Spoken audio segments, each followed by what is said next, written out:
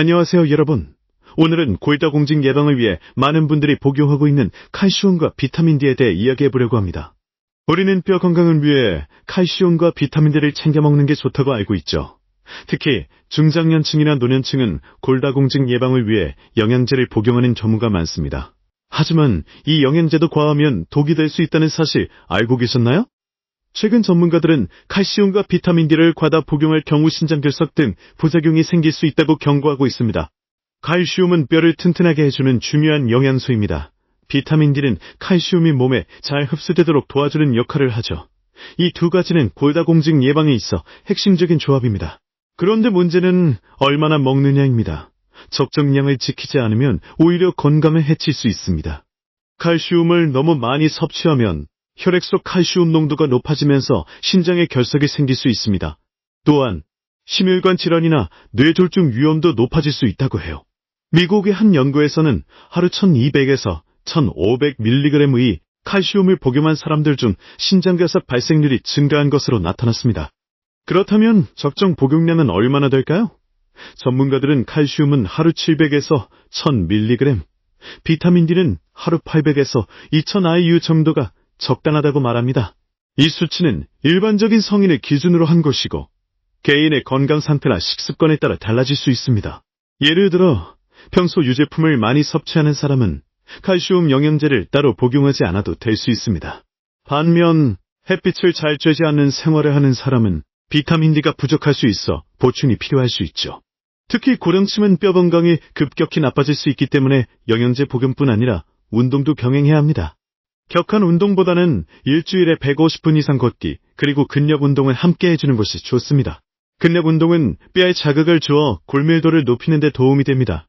걷기 운동은 관절에 무리를 주지 않으면서도 전신 건강에 긍정적인 영향을 줍니다. 그렇다고 무조건 영양제를 먹고 운동만 하면 되는 건 아닙니다. 골다공증은 단순히 골밀도 수치만으로 판단할 수 없습니다. 골밀도가 정상이어도 골절 위험이 높은 경우가 있고 반대로 골밀도가 낮아도 골절 위험이 낮은 경우도 있습니다. 따라서 골다공증 위험 요인을 종합적으로 고려해야 합니다. 예를 들어 저체 중인 사람은 골절 위험이 높습니다. BMI가 18.5 이하인 경우 특히 주의해야 합니다. 또한 당뇨병, 신장질환, 소화기 질환이 있는 사람도 골다공증 위험이 높아질 수 있습니다. 골다공증 가족력이 있는 경우도 마찬가지입니다. 이런 경우에는 골밀도 검사를 정기적으로 받고 전문의와 상담을 통해 예방 전략을 세우는 것이 좋습니다. 젊을 때부터 근력 운동과 균형 잡힌 식사를 통해 골밀도를 높여두는 것이 노년기 골절 위험을 줄이는 데 중요합니다. 특히 여성은 폐경 이후 골밀도가 급격히 떨어지기 때문에 더욱 주의가 필요합니다. 칼슘과 비타민 D는 식품으로도 충분히 섭취할 수 있습니다. 칼슘은 우유, 치즈, 멸치, 두부 등에 풍부하고 비타민 D는 햇빛을 통해 합성되며 연어, 고등어, 달걀, 노른자에도 들어있습니다. 하지만 식사만으로 충분히 섭취하기 어려운 경우에는 영양제를 활용하는 것도 좋은 방법입니다. 단, 반드시 적정량을 지켜야 하고 자신의 건강 상태에 맞는 제품을 선택해야 합니다.